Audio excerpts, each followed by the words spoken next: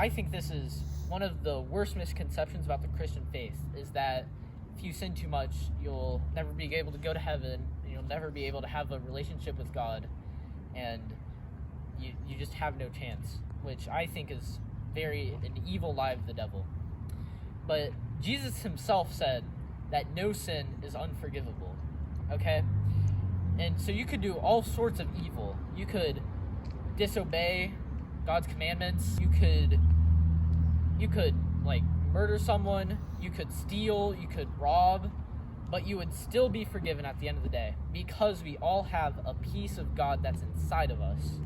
And no matter what you do, you will always have that piece of God inside of you, because we are God's creation, and God will continue to love us no matter what.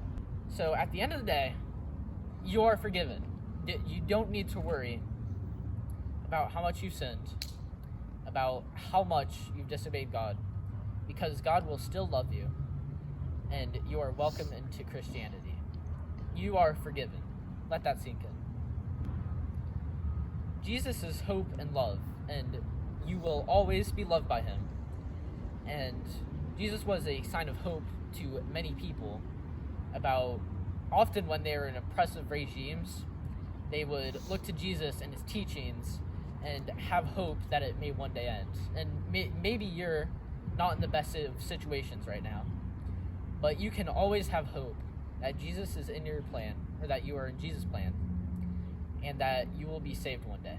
In order to be saved by God, you must first love God and have faith in God. This is said by Jesus in Luke 5:20. And you really need to understand how much power you have. How much power you have in your faith, how much power you have in your relationship with God, because faith can move mountains and help you walk on water.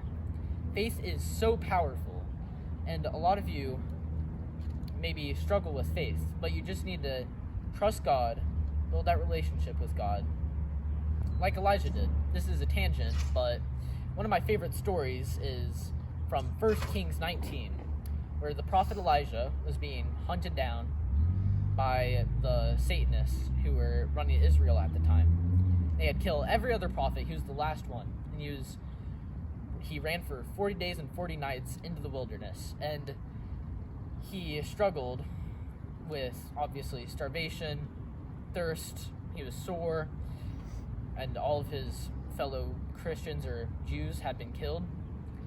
And he cried out to God so loud that he just didn't want it anymore. He just wanted to die. He just wanted God to take him away because he couldn't do this.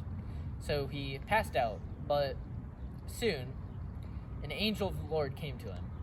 And the angel said, "Here's food and water. Eat this and drink this, because this journey is too much for you.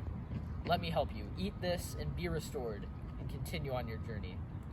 And this is really, really important lesson, because it shows you how much faith in God, because God will always be there. Even if it doesn't seem like it right now, God will always be there for you.